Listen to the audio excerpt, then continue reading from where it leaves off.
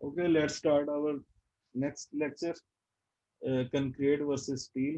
तो यानी कुछ इसके फायदे होंगे कंक्रीट के, कुछ इसके डिसएडवांटेजेस होंगे, इसी तरह स्टील के कुछ एडवांटेजेस होंगे, कुछ डिसएडवांटेजेस होंगे। लेट्स डिस्कस व्हाट्स कंक्रीट जो है, it's a lengthy construction period. तो जो मसलन कंक्रीट की अगर बिल्डिंग वगैरह भी बनानी है, या जो हमने स्टोरेज के लिए जो रूम्स वगैरह या जो बिन्स वगैरह बनानी है, तो जो कंस्ट्रक्शन का प्रोसेस होता है वो काफ़ी लेंथी होता है, काफ़ी टाइम चाहिए होता है। डिफरेंट जो स्टेजेस होती हैं कंस्ट्रक्शन की, उसके लिए।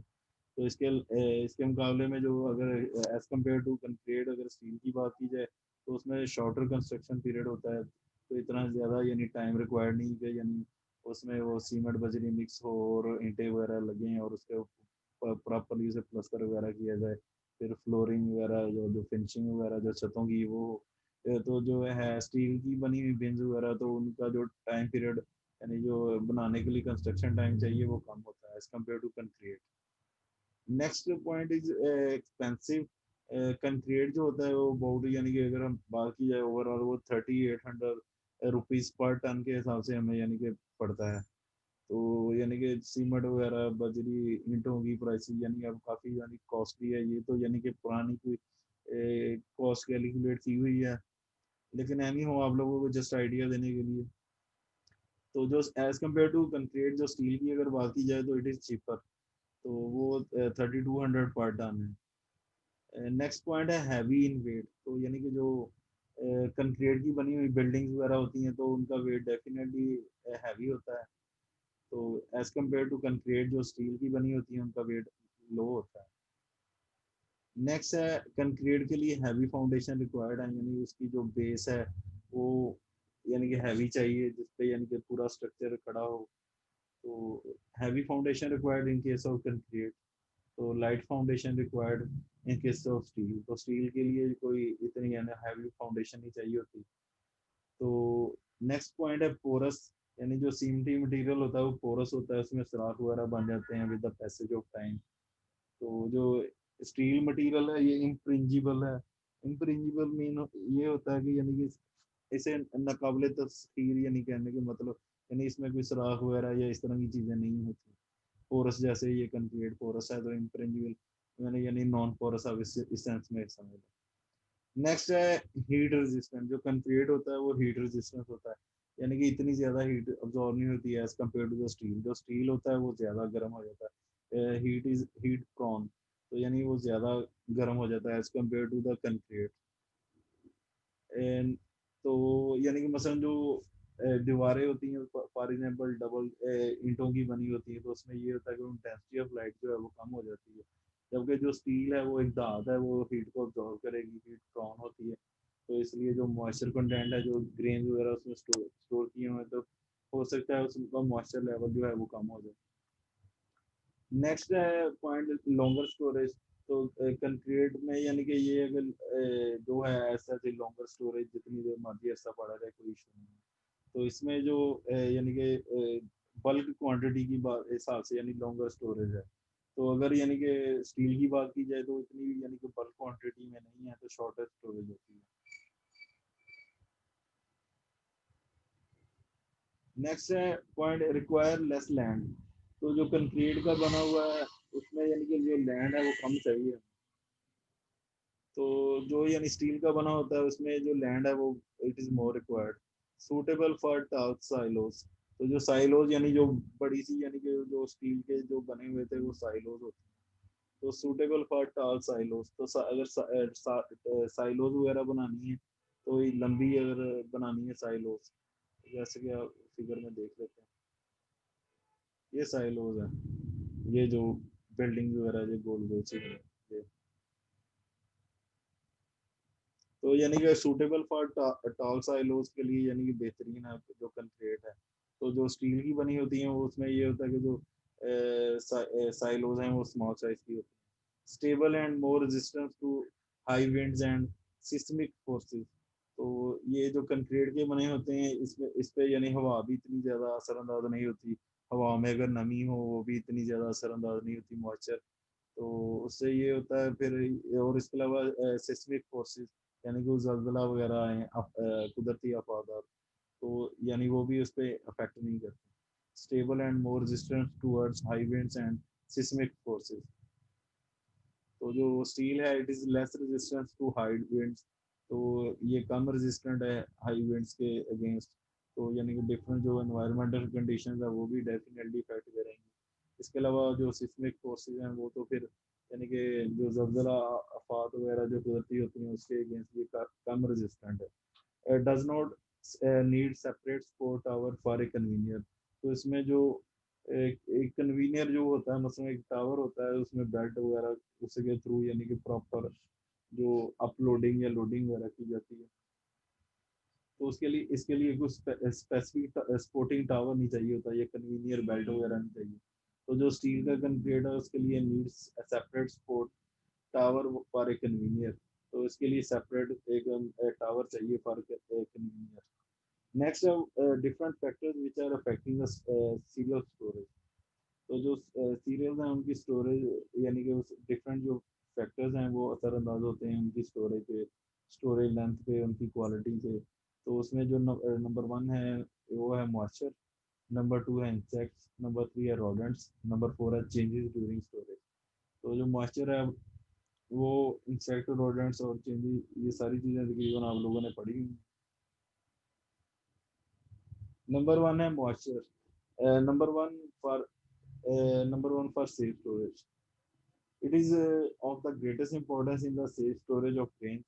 तो जो ग्रेन की हम स्टोरेज कर रहे हैं, अगर वो हम चाहते हैं कि वो सेफ रहें तो जो मॉइस्चर कंटेंट है वो डेफिनेटली मैटर करेगा। तो हमारी कोशिश होगी कि वो मॉइस्चर कंटेंट जो ग्रेन्स का है वो कम से कम रहे, या नॉर्मल जो रेंज है उसकी रहे, ताकि जो अगर ज़्यादा हो जाएगी तो मोड वगैरह ग्रोथ करेंगे, तो अगर कम हो जाएगी फिर वो जो मिल है या जो बंदा है जिसने स्टोर की हुई फॉर सेलिंग पर्पस, तो फिर उसके लिए डेफिनेटली लॉस होगा।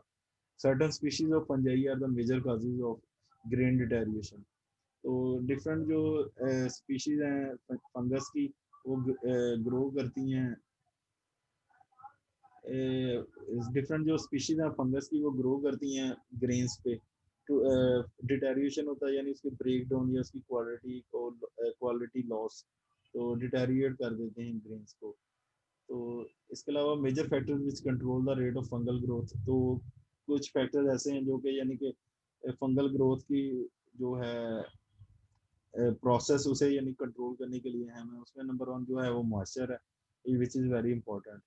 तो अगर मॉइस्चर कंटेंट बढ़ेगा मसलन 14-16 की रेंज में आ जाएगा, तो उससे ये होगा कि जो फंगस लगने के चांसेस है वो मैक्सिमम हो जाएंगे।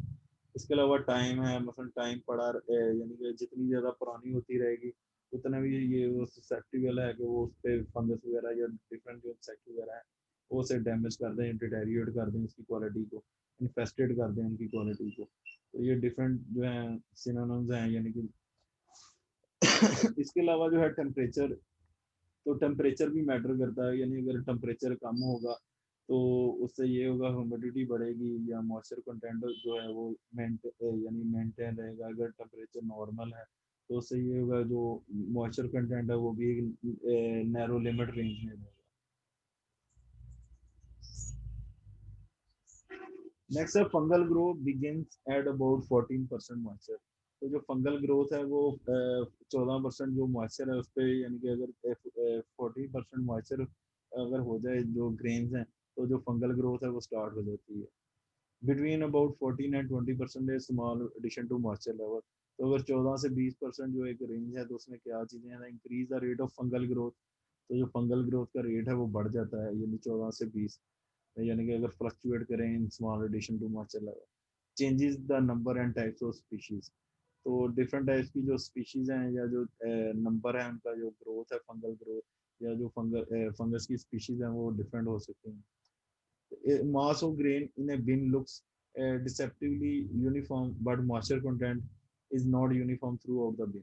तो यानी कि अगर देखने में बात की जाए तो साइलोज वगैरह में जो सारी गंदम पड़ी होती है, जो कंक्रीट बिन वगैरह या साइलोज या जो घरों में बिन जो गंदम पड़ी होती है, वो हमें देखने में तो ऐसे लगती है जैसे बिल्कुल यूनिफॉर्म है, ठीक है बिल्कुल, लेकिन वो एक्चुअली जो मॉइस्चर कंटेंट होता है वो सारे जो जो ग्रेन्स हैं उनमें डिफरेंट है। वो डिफरेंट इसलिए होता है कि मसलन जो ऊपर हैं मसलन पड़े, उनका मॉइस्चर कंटेंट बढ़ सकता है। जो मसलन ऊपर वाली तय होती है वहाँ मॉइस्चर कंटेंट ज़्यादा हो सकता है, दरमियान में ज़्यादा हो सकता है, नीचे ज़्यादा हो सकता है, टेम्परेचर का इफेक्ट भी हो सकता है। इस तरह यानी जो हर जगह यानी कि जो आप ये नहीं कह सकते जो मॉइस्चर कंटेंट है वो यूनिफॉर्म है हर ग्रेन का। इसके अलावा grain coming from a single field में वेरी इन मॉइस्चर कंटेंट। तो जो डिफरेंट फील्ड्स के से आते हैं गंदम, अब ये नहीं कि एक ही खेत के या एक ही जगह की गंदम है। वो अब मसलन फैसलाबाद में हज़ारों जगह हैं या सैकड़ों जगह हैं जहाँ गंदम काश्त हो रही है, और फिर वो सेल आउट करते हैं। तो हर जगह से जो ग्रेन्स होती हैं वो उनका जो मॉइस्चर कंटेंट होता है वो डिफरेंट होता है। वो किस चीज़ों पे डिपेंड करता है कि क्यों मॉइस्चर कंटेंट कम या ज़्यादा होता है। डिफरेंसेस इन सॉइल्स, तो जो सॉइल है जिसमें यानी कि उसकी ये ग्रोथ हो रही है या जो वहाँ हार्वेस्टिंग जो उसकी हुई है, तो उसी के बेस पे भी यानी डिफरेंट वैरायटी स्पीशीज में डिफरेंट जो वेरिएशन है। जैसे न्यूट्रिशन वैल्यूज डिफरेंट हो सकती हैं, ऐसे मॉइस्चर कंटेंट भी डिफरेंस होता है हर जगह का, यानी यूनिफॉर्म नहीं होता। इसके अलावा differences in stages of ripeness of grain. तो हाँ, ये नहीं कि अब जो भी यानी कि फसल यानी कि खड़ी है पर एकड़ में, या जो हमारी जमीन है रिक्वायर्ड या स्पेसिफाइड यानी जिसकी हम बात कर रहे हैं, तो वो सारी चीज़ें एक ही जगह एक ही दफ़ा मेच्योर हो जाएंगी। फॉर एग्जांपल जो मसलन फ्रूट्स वेजिटेबल्स वगैरह लगी होती हैं, तो वो एक ही दरख्त पे लगी होती हैं, आधा हिस्सा पक जाता है, आधा भी कच्चा होता है। तो इस तरह यानी कि ये डिफरेंसेस होते हैं राइपनेस में, तो इससे भी यानी कि मॉइस्चर कंटेंट जो है फ्लक्चुएट करता है। तो यानी जो पहले पकी जाती हैं तो उसमें मॉइस्चर कंटेंट बड़ा हो सकता है, तो जो बाद में पकती हैं उसमें मॉइस्चर कंटेंट कम हो सकता है। तो safe storage moisture content of serial grains depend on the grain hygroscopic properties. तो यानी जो मॉइस्चर कंटेंट है वो जो ग्रेन्स है उसकी हाइग्रोस्कोपिक प्रॉपर्टीज पे डिपेंड करता है। Most damaging factor in the grain storage is the mould growth. तो जो मेन फैक्टर है जो कि यानी कि मोस्ट डिटेरिएट है या डैमेज करता है जो हमारे सीरियल्स को, वो ये है मोल्ड या फंगस जिसे हम कहते हैं। Generally moulds will not grow on grain in equilibrium with air of less than 70% of relatively humidity. तो यानी जो हवा में नमी होती है उसे RH कहते हैं, रिलेटिव ह्यूमिडिटी। तो वो 70% से अगर कम होगी तो जो मोल्ड्स हैं वो नहीं उगेंगे। यानी कि जो एटमॉस्फेयर में नमी होती है वो 70% से अगर कम हो तो उससे फिर मोल्ड ग्रोथ के जो चांसेस हैं वो कम होते हैं। नेक्स्ट है what are the maximum moisture levels of safe storage. तो सेफ स्टोरेज जो ग्रेन्स हम करना चाहते हैं उनमें कौन सा जो है मॉइस्चर वो सेफ होता है। जो कॉर्न होती है उसकी स्टोरेज के लिए 30%, 13% चाहिए। जो वीट है उसके लिए 14% चाहिए। तो अब यानी कि ये डिफरेंट हर जगह मसलन जो लिटरेचर है उसके हिसाब से डिफरेंट हो सकते हैं। जैसा कि वो हार्वेस्टिंग पे 10% था, फिर वो 10 से 12% हो गया। अब ये मैक्सिमम जो ये मैक्सिमम लेवल की बात कर रहे हैं तो इसमें ये लिखा हुआ कि 14% तक सेफ स्टोरेज है। फिर जब 14 से एक्सटेंड होगा 14 से 20% की रेंज में आ जाएगा, 14 से 60% की रेंज में आ जाएगा, तो फंगल ग्रोथ डेफिनेटली होगी। तो इसके अलावा बार्ले के लिए 13% चाहिए, ओट के लिए 13% चाहिए, सोरगम के लिए 13% चाहिए, राइस के लिए 12 से 13% चाहिए। तो ये डिफरेंट जो हैं क्रॉप्स या जो फूड आइटम्स, तो उनके लिए जो स्टोरेज या सीरियल ग्रेन्स के लिए इतना मॉइस्चर लेवल चाहिए। नेक्स्ट जो है व्हाट आर द इंसेक्ट्स। तो मेजर जो इंसेक्ट की वजह से problem, major problem for storage of grain. तो जो इंसेक्ट की वजह से प्रॉब्लम क्रिएट होती है ड्यूरिंग द स्टोरेज, वो भी एक मेजर प्रॉब्लम है। Consume and contaminate the grain. तो जो इंसेक्ट्स हैं वो एक तो जो हमारी जो हैं सीरियल ग्रेन्स उनको खा जाते हैं, और इसके अलावा खाने के अलावा वो कंटेमिनेट भी करते हैं। फॉर एग्जांपल मसलन जब वो जो सीरियल ग्रेन्स हैं उन्हें खाएंगे, सुराख कर देंगे, तो इसके अलावा जो उनके जिस्म पे डिफरेंट पैथोजेनिक, क्योंकि माइक्रो ऑर्गेनिज्म जो हैं या जो हैं डेफिनेट जो इंसेक्ट पेस्ट वगैरह होते हैं या रोडेंट्स वगैरह, उनके क्योंकि वो गंदी जगह पे रहते हैं, तो वो फिर यानी कि गंदगी के ढेरों से इधर उधर हवा, फ्लाइज वगैरह भी इसी तरह, तो उन्हें फिर वो कंटेमिनेट करती हैं। जब वो चीज़ें उनके साथ मतलब लेग्स के साथ लगे हो सकते हैं पैथोजेनिक बैक्टीरिया उनके जिसम बॉडी के साथ अटैच होते हैं, तो फिर वो जिस जगह बैठते हैं गंदी जगह से उड़ के, तो फिर वो इसी वजह से फूड है वो कंटेमिनेट होती है। इसके अलावा फॉर एग्जाम्पल जब उन्होंने मसलन जो इंसेक्ट पेस्ट वगैरह हैं या जो फ्लाइज वगैरह है, उन्होंने जब फूड खानी है तो फिर वो अपना जो सलाइवा है वो उस खुराक के ऊपर फेंकते हैं, ताकि जो वो उन्हें सक करने में जो खुराक है आसानी हो, इनकल का फूड। तो इस तरह यानी डिफरेंट कंटेमिनेशन मेथड्स हैं कि consume and contaminate the grain. इसके अलावा मसलन जब वो एक्सक्रीट करेंगी जो यानी उन्होंने खाया पिया है, तो वो भी फिर डेफिनेटली कंटेमिनेशन काज करेगा। तो इस तरह यानी it will deteriorate the quality of the food और grains. Next, USDA estimate that storage losses due to insect exceed for $470 million per year. So, जो USDA United States Department of Agriculture, it estimated that storage losses due to insect exceeded $470 million per year. तो यानी कि जो वो उस अदारे के मुताबिक जो $470 million पर ईयर जो है वो लॉसेज हो रहे हैं ड्यू टू इंसेक्ट।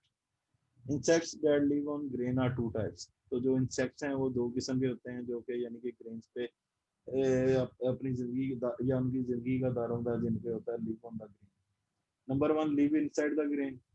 तो कुछ इंसेक्ट्स ऐसे होते हैं जैसे सुसरियाँ वगैरह होती हैं, तो वो ये यानी मोस्टली ये होती है कि वो अंदर सुराख करके अंदर चली जाती है, वो इनसाइड द ग्रेन रहती हैं। तो हिडन इन्फेस्टेशन काज करती हैं। इन्फेस्टेशन में नहीं यानी जो खुराक है हमारी से कंटेमिनेट हो गई या डिटेरिएट उसकी क्वालिटी बैड क्वालिटी होगी, उसे इन्फेस्टेशन कहते हैं due to certain micro organism और इंसेक्ट पेस्ट। तो लिव इनसाइड द ग्रेन, और जो सेकंड टाइप है it lives outside the grain. तो वो आउटसाइड रहते हैं, फिर जब उन्हें भूख लगती है वो फिर खा लेते हैं, यानी वो ग्रेन्स के अंदर जाना पसंद नहीं करते। तो ये डिफरेंट टाइप के जो ये इंसेक्ट पेस्ट वगैरह हैं, ये जो ग्रेन्स के जो रिलेटेड हैं, जो खुराक की क्वालिटी को डिटेरिएट करते हैं, तो ये डिफरेंट इनके नाम वगैरह लिखे हुए हैं, जैसे आटे का गुन उर्दू में, इंग्लिश में तो नेक्स्ट स्लाइड्स में आ जाएगा। आटे की लाल सुसरी, गन्ने का परवाना, बादाम का परवाना, सुंड वाली सुसरी, खपरा बीटल। तो इस तरह यानी डिफरेंट जो हैं ये इंसेक्ट पेस्ट वगैरह होते हैं जो कि स्टोरेज ग्रेन यानी एरियाज में होते हैं, तो वो फिर डेफिनेटली खुराक को नुकसान दे सकते हैं। दिस इज द डायग्राम के ये जो डिफरेंट पार्ट्स हैं ग्रेन के, ब्रैन पोर्शन है, जर्म पोर्शन है जहाँ से ये जर्मिनेशन वगैरह होती है, ये स्टार्ची पोर्शन है एंडोस्पर्म का। ये जो इंसेक्ट है ये इसने कुछ सुराख करके तो ये अंदर चला गया, लार्वे वगैरह प्रोड्यूस कर दिए, तो ये ब्रैन पोर्शन है। जो ये स्टार्ची पोर्शन है उसे वो इजीली कंज्यूम कर रहा है। जो इंसेक्ट पेस्ट वगैरह जो लार्वे यानी कोई टाइप होती है कि जहाँ से तो जो एनिमल जो इंसेक्ट पेस्ट वगैरह होते हैं, स्टेज होती है उनकी ग्रोथ। कंपोजिशन ऑफ कर्नल जो है वो थ्री टाइप्स है, जैसे आप लोगों ने लास्ट लेक्चर में पढ़ा है कि एंडोस्पर्म पोर्शन होता है जो कि मेजर पोर्शन होता है, ब्रैन पोर्शन, जर्म पोर्शन। तो जो अनडैमेज कर्नल्स होते हैं उसमें जो एंडोस्पर्म पोर्शन होता है वो 83% होता है, तो ब्रैन पोर्शन 45.5%, जो जर्म पोर्शन है वो 2.5%। तो ये वेरी भी कर सकते हैं, मतलब 14 से 15% भी हो सकता है, जर्म पोर्शन 3% भी हो सकता है, 83% भी हो सकता है।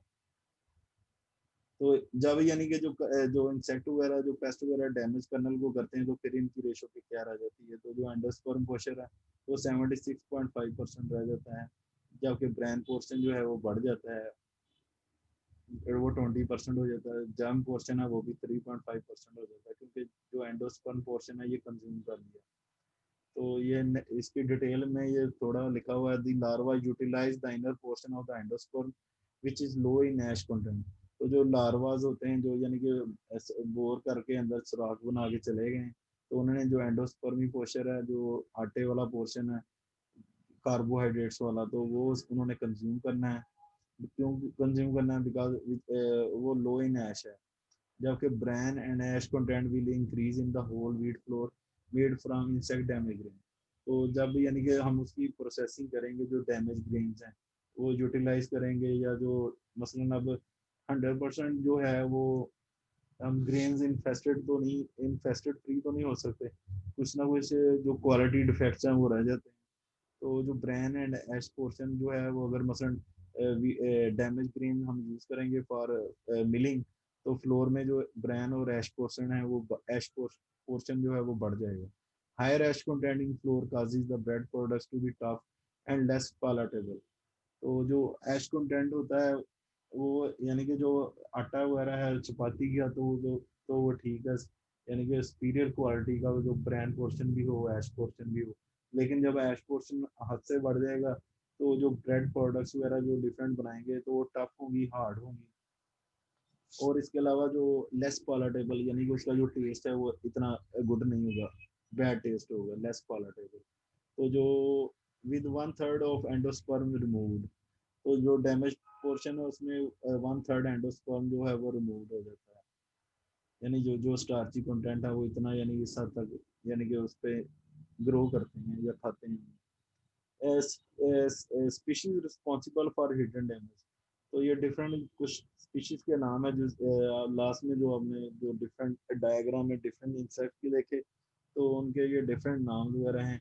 ग्रैनरी वीवल्स, राइस वीवल्स, मेज weevils, grain borers, एनग्रोमियस, grain moth. तो ये डिफरेंट मॉथ वगैरह, बीबल्स और बोरर्स वगैरह होते हैं जो यानी स्पीशीज ये हैं जो हिडन डैमेज करते हैं। तो इसके अलावा species responsible for outer damage of grain, तो कुछ स्पीशीज ऐसी हैं जो कि यानी कि आउटसाइड आउटर साइड पे रहती हैं और ऐसा चीज यानी कि उसे इन्फेस्टेड करती हैं। तो उनमें जो इंक्लूडेड चीज़ें हैं वो जो स्पीशीज हैं वो नंबर वन पे है red flour beetles, number two है सार्ट टूथ ग्रीन बीटल्स,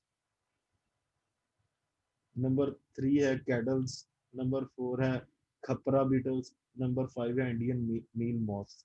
तो ये डिफरेंट टाइप्स के जो इंसेक्ट पेस्ट हैं, तो ये जो सीरियल ग्रेन्स हैं उनको नुकसान पहुंचाते हैं। And next, how do we control this? Most grain damaging insects are of subtropical region and don't hibernate. तो जो मोस्ट जो ग्रीन डैमेजिंग इंसेक्ट हैं वो सब ट्रॉपिकल रीजन से बिलोंग करते हैं और डोंट हाइबरनेट। हाइबरनेट होता है कि मसलन एक साल में कुछ मंथ या कुछ स्पेसिफिक ईयर, जैसे कि फुल सर्दी मसलन फॉर एग्जांपल अगर है, तो जो डिफरेंट जो जानवर या वहाँ हशरात वगैरह होते हैं तो वो हाइबरनेट कर जाते हैं, वो छुप जाते हैं या जेर जमीन चले जाते हैं। तो लेकिन जो ये जो ग्रेन डैमेजिंग इंसेक्ट्स हैं ये हाइबरनेट नहीं होते। फॉर एग्जाम्पल आप लोगों ने देखा होगा गर्मियों में इंसेक्ट वगैरह ज़्यादा होते हैं, मसलन ये जो चूंटियाँ वगैरह होती हैं जो, तो वो यानी कि गर्मियों में ज़्यादा होती हैं, जिस तरह ये मक्खियाँ वगैरह भी ज़्यादा होती हैं। तो जो मसलन जब सर्दी आती है तो फिर ये लेजर्ड्स वगैरह भी इतनी नज़र नहीं आती।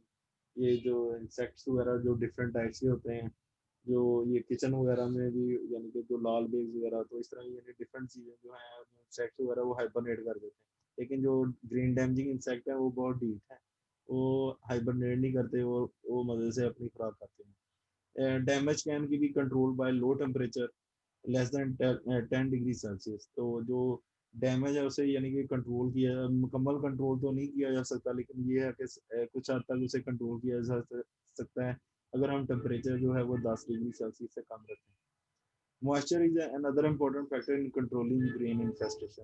तो जो मॉइस्चर है वो भी यानी कि ग्रेन इन्फेस्टेशन में या उसे कंट्रोल करने के लिए, जो ग्रेन इन्फेस्टेशन के लिए अहम है कि अगर मॉइस्चर कंटेंट कम होगा तो जो ये ग्रेन इंसेक्ट वगैरह, जो ये डिफरेंट माइक्रोब्स हैं, तो वो जो है वो खुराक को डैमेज नहीं करेंगे। Moisture content of 9% or lower restrict infestation. तो जो मॉइस्चर कंटेंट 9% या इससे ज़्यादा अगर अगर कम होगा तो जो इन्फेस्टेशन है वो कम होगी।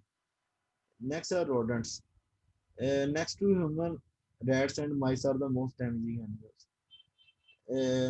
जो रैट्स हैं और जो माइस हैं ये मोस्ट डैमेजिंग एनिमल्स हैं after the humans, destroy millions of tons of food each year. तो ये मिलियंस टन जो है वो फूड खा जाते हैं या उन्हें डैमेज करते हैं, उनकी क्वालिटी को डिटेरियोरेट करते हैं।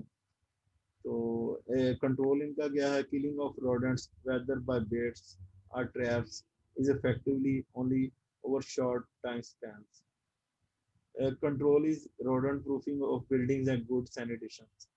तो इनका जो कंट्रोल है वो ये है कि मसलन के एक तो ये बेट्स वगैरह जो ये होते हैं मसलन उनको पकड़ने के लिए जो मसलन जो केज वगैरह स्पेसिफिक या ट्रैप वगैरह जो अवेलेबल होते हैं मार्केट्स में, और उससे हम जो है वो चूहे कंट्रोल कर सकते हैं।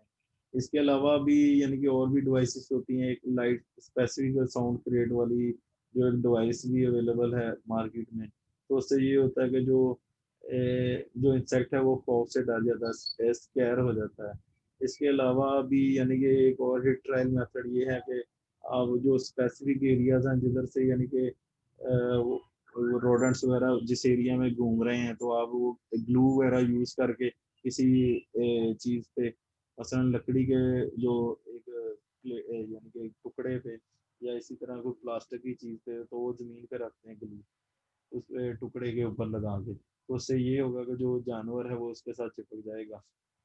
और इसके अलावा जो मसलन ये लिखा हुआ है इसमें कि रोडेंट प्रूफिंग हो बिल्डिंग एंड गुड सैनिटेशन, तो जो बिल्डिंग्स वगैरह हैं उसमें सुराख वगैरह यानी ना हो, वो बिल्कुल बंद हो। और इसके अलावा जो है जो इनर एंड आउटर एरियाज हैं, तो वो दरवाजे वगैरह जरा कम खुले। मसलन जो फैक्ट्रीज वगैरह होती हैं जो जहाँ ये सारी चीज़ें कंट्रोल की जाती हैं, जहाँ ये बिल्डिंग वगैरह, तो वहाँ ये होता है कि ऑटोमेटिक डोर्स होते हैं, तो फिर जानवरों या इंसेक्ट वगैरह के अंदर आने के चांसेस कम होते हैं। और इसके अलावा जो दीवारें होती है वो मुकम्मल प्रूफिंग की होती है, वो सीन्स वगैरह नहीं होती, सुराख वगैरह, जिधर से इंसेक्ट और पेस्ट वगैरह डिफरेंट टाइप्स के जो हैं वो एंटर होके खुराक को डिटेरिएट करें। सैनिटेशन कंडीशन भी गुड होनी चाहिए, जो मसलन फॉर एग्जांपल सैनिटेशन बेसिकली यानी कि सफाई सुथराई को कहते हैं। तो जो मसलन जो पानी वेस्ट वगैरह हो रहा है, तो डिफरेंट टाइप्स की जो है बनी होती हैं, जो है क्या उसे कहते हैं, डिफरेंट टाइप्स की यानी कि ना पानी को गुजारने के लिए उन्होंने रास्ते बनाए होते हैं। तो उधर से यानी कि ना पानी जो भी यानी प्रोसेसिंग के दौरान यूज हो रहा है, तो वो मेन यानी जो है सीवरेज सिस्टम उसमें चला जाता है। तो जब उसे ड्रेन यानी स्पेसिफिक नेम जो उसका ड्रेन उसे कहते हैं, वो काफ़ी किस्म के होते हैं, ड्रेंच ड्रेन्स वगैरह और इसी तरह। तो वो फिर यानी कि मेन सीवरेज की तरफ जब जाता है, तो ये इंसेक्ट जो ये रोडेंट्स वगैरह होते हैं मोस्टली गंदी जगह पे ही होते हैं, जो इंसेक्ट पेस्ट वगैरह, तो फिर वो ये उधर का भी वो प्रॉपर निज़ाम हो के जो पानी है वो यानी प्रोसेसिंग एरिया से वन वे जाए, तो उधर से जो चीज़ें वगैरह हैं वो वापस ना आए। तो इस तरह यानी डिफरेंट जो हैं तरीके हैं जिसकी मदद से हम यानी कर सकते हैं कंट्रोल।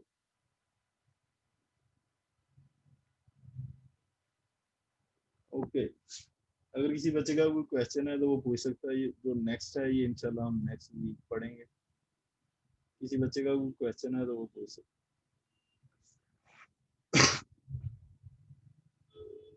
किसी का कोई question? सर अस्सलाम वालेकुम, आवाज़ आ रही है? हाँ जी हाँ जी। सर वो आप पीछे जो पढ़ा रहे थे कंक्रीट और स्टील में कन्वेयर बेल्ट का कुछ बताया था कि उसमें टावल चाहिए होता है, कंक्रीट में नहीं चाहिए, वो उसको समझाने कैसे?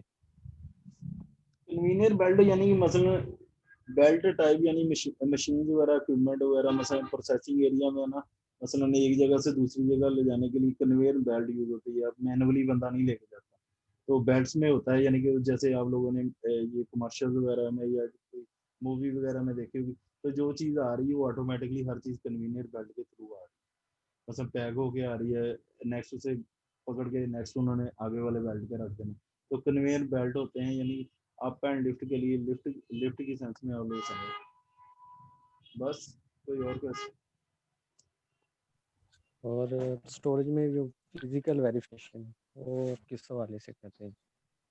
फिजिकल वेरिफिकेशन यानी कि आप लोग फिजिकली वेरीफाई कर सकते हैं, मसलन अब नीचे मसलन एक जो बनाया है हमने, बिन्स बनाई है कंक्रीट की, तो अब उसमें अब ये हम ऊपर से खड़े होके तो नहीं ना नीचे गिन सकते कि नीचे इतनी बोरियां पड़ी हैं या इतने बैग्स पड़े हैं। तो फिजिकली यानी कि ये हम इंस्पेक्ट कर सकते हैं कि हमारे पास कितनी स्टोरेज में अमाउंट अवेलेबल है, तो इसलिए वो फिजिकली ईजी है। और सर मेरा क्वेश्चन है। डैमेज बोले जी बेटा, सर आयशा बोल रही हूँ। आवाज ही नहीं आ रही बेटा। सर मेरा क्वेश्चन है जो डैमेज है उसमें फिर डैमेज गया,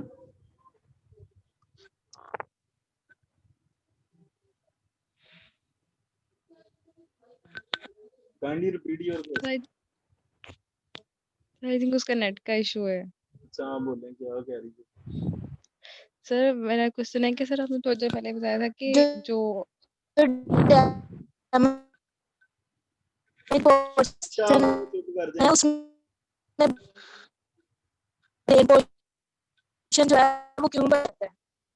मुझे आप बेटा आपकी आवाज नहीं सही, डिटॉर्शन वगैरह बहुत ज्यादा है। नगीन आप बोलोगे? सर थोड़ी देर पहले ये बताया था कि फंजाई वगैरह जब अटैक करती हैं सीरियल्स वगैरह पे तो एफ्लाटॉक्सिन प्रोड्यूस हो जाते हैं। तो हमें कैसे पता चलेगा कि किस चीज में प्रोड्यूस हुआ? बिकॉज हमें वो विजुअली तो नजर नहीं आते ना, किस तरह मतलब उसके ये भी नजर आती डिटेक्ट है करेंगे कि आप? आप ब्रेड पे जो फंगस ग्रोथ हुई होती है ये भी नजर आती है, और इसके बकायदा टेस्ट वगैरह होते हैं ग्रेन के। तो ग्रेन के जो एफ्लाटॉक्सिन है इसके भी टेस्ट होते हैं, फिर ही पता लगता है। अब हमें जुबानी तो नहीं ना एफ्लाटॉक्सिन का तो पता कि इसमें एफ्लाटॉक्सिन जी सर, ऐसे तो सर वो ये तो आपको टेस्ट करने से पता चलेगा। टेस्ट करने से पता लगेगा विजुअली। अब मसलन अंदर जो इंसेक्ट है वो तो हमें वैसे नहीं पता लगना। अब मसलन छोटे छोटे जी ग्रेन्स होते हैं तो उसमें क्या पता लगेगा? जी मसलन सर। जो मिल्स वगैरह वगैरह में अब मैंने वो लेक्चर में भी कहा था कि 100% रिकवरी नहीं है कि जो आप इम्प्योरिटीज है वो रिमूव हो जाएंगे, या जो इन्फेस्टेड ग्रेन्स है वो रिमूव हो जाएंगे। अब पता नहीं वो क्या पीसीआर हैं।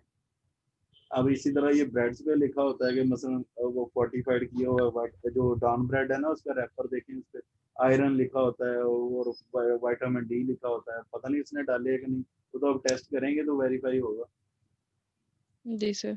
तो सर मैं ये कहना चाह रही थी कि जो हम नॉर्मली घर में यूज करते हैं हाँ तो जी। वो तो फिर हम वैसे ही यूज, हमें तो पता भी नहीं अरे होगा कि इसमें क्या कुछ है, कौन वो सा। आप लोग मैं यूजर वो आप लोग मसलन आप लोगों ने उतनी की लेनी है ना जितनी आप लोगों ने 6 माह या साल में यूज कर लिया, ठीक है ना?